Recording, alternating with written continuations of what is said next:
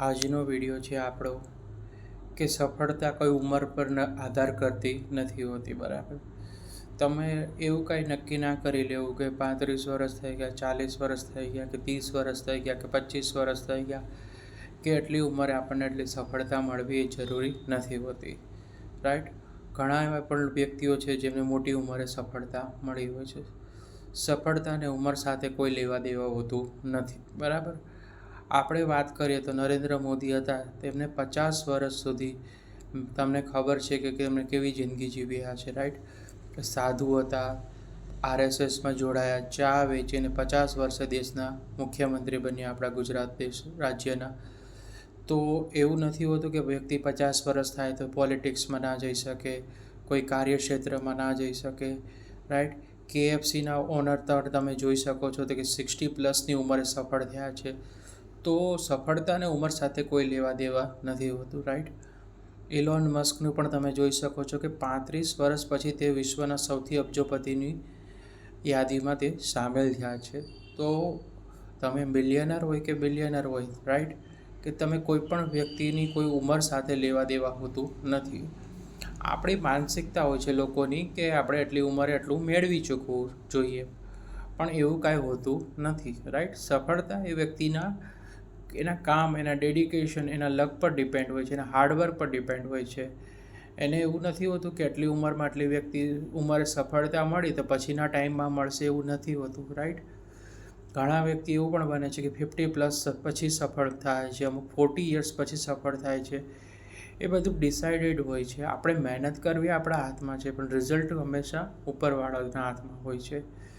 Right, એટલે સફળતાની સાથે ઉંમર સાથે કોઈ લેવા દેવા નથી હોતો.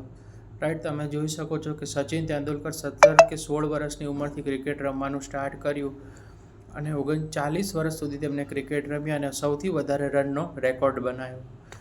રાઈટ, તો એ પણ એ શું દર્શાવે છે કે નાની ઉંમરમાં એમને સફળતા મળી ગઈ હતી ક્રિકેટ રમવામાં અને મોટી એવી ખ્યાતિ મેળવી ચૂક્યા છે.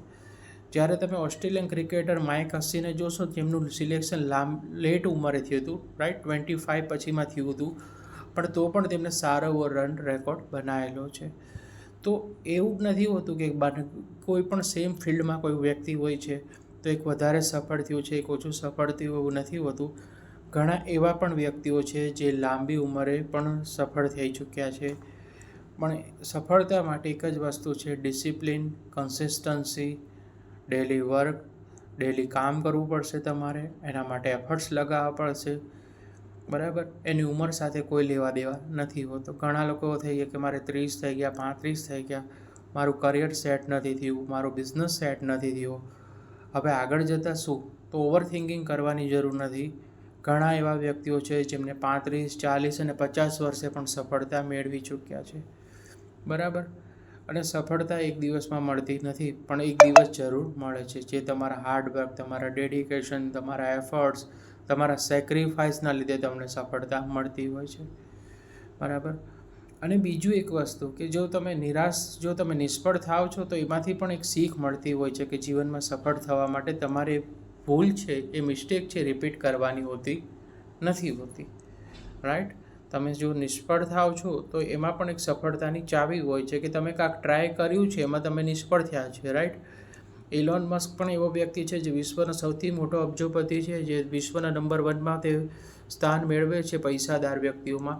એમને પણ જ્યારે મિસાઇલ મોકલી હતી, રાઈટ, તો એની પણ નિષ્ફળ થઈ હતી. બરાબર, એવું કોઈ વ્યક્તિ નથી કે જેને પહેલો પ્લાન કર્યો અને તે રિજેક્ટ ના થયો હોય. રાઈટ, એને પણ 2 થી 3 વખત ટ્રાય કરી ત્યારે એને સફળતા મળી હતી. રાઈટ, એટલે ઘણા વ્યક્તિ એવા હોય છે કે જે પોતાને આટલી બધી વખત પ્રયાસ કરે છે અને નિષ્ફળ થાય છે તો હતાશ થઈ જાય છે કે અરે મારો પ્લાન, મારું બિઝનેસ, મારી આ વસ્તુ નિષ્ફળ ગઈ છે, મારી આ પરીક્ષા નિષ્ફળ ગઈ છે, મેં એટલા વર્ષથી આ પ્રિપરેશન કરતો હતો, IAS, UPSC, PSI, ગમે તે. રાઈટ, કે કોઈ પણ બિઝનેસ કરતા હતા, અચાનક બિઝનેસ બંધ થઈ ગયો છે તો ડરવાની જરૂર નથી હોતું. તમે નવી વસ્તુ સ્ટાર્ટ કરશો, તેમાં નવું શીખવા મળશે અને તમે જૂના બિઝનેસમાં જે પણ શીખ્યા છો એ તમને કહેશો ને કશું ક્યાંક ને ક્યાંક તો કામ લાગે છે. રાઈટ, કોઈ વસ્તુ તમારી ખાલી જતી નથી, કોઈ પણ સ્કિલ તમારી ખાલી જતી નથી. તમારો અનુભવ જ છે જે તમે પોતે અનુભવ કર્યો છે, કે તમે કોઈ પણ બિઝનેસમાં હશો તો તમે અમુક અનુભવ પોતે જ તમને પ્રેક્ટિકલ નોલેજ મળ્યું હશે, જે સ્કૂલમાં તમને નોલેજ કે યુનિવર્સિટીમાં નથી મળતું. લોસ થાય એ વસ્તુ ઠીક, પણ લોસ તમે ખુદ અનુભવ કરશો ત્યારે ખબર પડશે કે કઈ રીતનું તમારું કઈ રીતનું મેન્ટલ સ્ટેટ રહ્યું, તમે કઈ રીતે હેન્ડલ કર્યું હતું, રાઈટ. પ્રોફિટ થયો તો પ્રોફિટ કઈ રીતે થાય એ ખાલી બુક્સમાં લખ્યું છે કે ભાઈ ઇન્કમથી વધારે તમે વસ્તુ કોઈ વેચો તો તમને પ્રોફિટ થાય, પણ પ્રોફિટ કઈ રીતે બિઝનેસમાં કરવો એ તમે ખુદ એક્સપિરિયન્સ કર્યો હશે જો તમે બિઝનેસ કર્યો હશે તો. પુસ્તકીય જ્ઞાન છે એ તમને ખાલી જાણકારી આપે છે, પણ જે રિયલ નોલેજ છે તમે ખુદ કરવાથી તમને ખબર પડશે. પ્રેક્ટિકલ નોલેજ તો જ મળે કે તમે કોઈ બિઝનેસ કરશો તો તમને ખબર પડશે કે ધંધામાં લોસ કઈ રીતે થાય છે, સફળતા કઈ રીતે મળે છે, કઈ રીતે ધંધાની સ્ટ્રેટેજી હોય છે, ધંધામાં કઈ રીતે આગળ વધવું છે. એ બધું તમે જાતે કરશો તો અનુભવ થશે, બાકી સલાહ લેવાની, કન્સલ્ટન્સી લેવાથી કાંઈ ખબર નહીં પડે. એ તો માર્ગદર્શન આપશે, પણ તમે જ્યારે પોતાની બુદ્ધિ લગાવશો, જ્યારે પોતે નિર્ણય લેશો ત્યારે તમને ખબર પડશે, બરાબર ને, રાઈટ.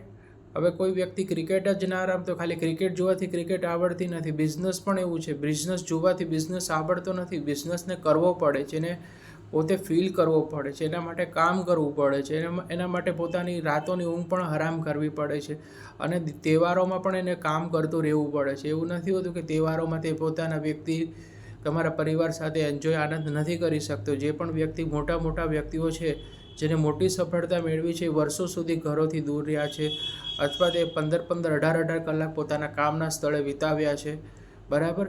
ઘણાએ તો પોતાના લગ્ન જીવનનો પણ સેક્રિફાઈસ કર્યો છે, ત્યારે એટલા સફળ વ્યક્તિઓ થયા છે. તો તમારે કોઈક વસ્તુનો જીવનમાં શું કરવું પડે છે? સેક્રિફાઈસ કરવો પડે છે, ત્યારે તમે આગળ બનશો. જીવનમાં તમને બધું નથી મળતું. એક વસ્તુ તો જીવનમાં તમારે શું કરવું પડે છે? સેક્રિફાઈસ કરવું પડે છે. તમે નોકરીમાં જો જશો તો તોય તમારે સેક્રિફાઈસ કરતા હોય છે. તો જો કોઈ વ્યક્તિને પોતાના ગામથી બહાર દૂર જાય છે નોકરી કરવા, તો એ પણ પોતાના પરિવારથી દૂર જઈને પૈસા મેળવશે, તો એના માટે પણ સેક્રિફાઈસ. બિઝનેસમાં પણ એવું છે કે એમાં પણ પોતાના વ્યક્તિને પોતાનું ઘર ભલે નજીક હોય પણ પોતાના ઘરે જઈ શકતો નથી. કેમ? કારણ કે કસ્ટમર ગમે ટાઈમે આવે છે તો એને દિવસ રાત શું કરવું પડે છે? ધંધાના સ્થળે વ્યતીત કરવું પડે છે.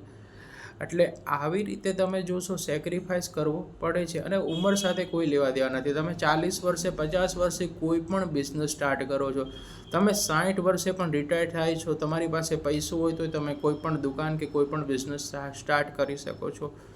સફળતા નિષ્ફળતા મળવી ઉપરવાળાના હાથમાં છે. તમારે કામ કરવું જરૂરી છે. કામ કરશો તો ક્યારેક ને ક્યારેક સફળતા મળી જશે. અને જો તમને નિષ્ફળ થયા છો તો એમાંથી તમને મળેલી શીખ એ તમારે આગળની જનરેશન માટે અથવા કોઈ વ્યક્તિ માટે પ્રેરણારૂપ બને છે.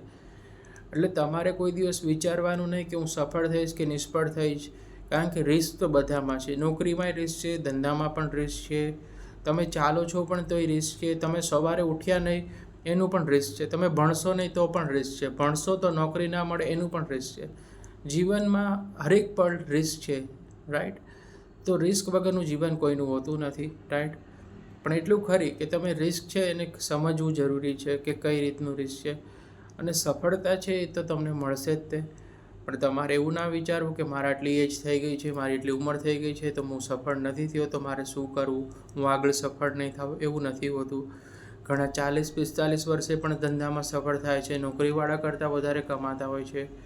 ઘણાને જોબ પણ એવી સારી મળી જાય છે કે ભાઈ તેમને વર્ષોમાં તો ઘણું સારું કમાઈ શકે છે. એટલે સફળતા અને ઉંમર સાથે કોઈ લેવા દેવા હોતું નથી.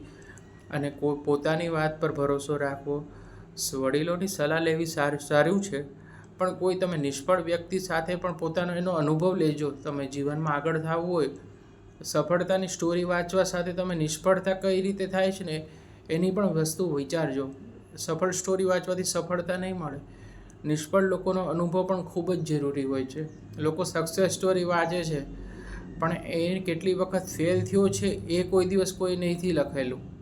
તો તમે નિષ્ફળતામાંથી પણ એક શીખ લેવાની જરૂર હોય છે કે વ્યક્તિ શું મિસ્ટેક કરી હતી એના લીધે નિષ્ફળ થયો, તો એ મિસ્ટેક તમે ના કરો. તો રાઈટ. તો આ વિડીયો પસંદ આવે તો વિડીયોને લાઇક કરી દેજો, અને આવા જ યુઝફુલ વિડીયો જોવા માટે ચેનલ સાથે જોડાઈ રહેજો. Like, share and subscribe. Thanks for watching.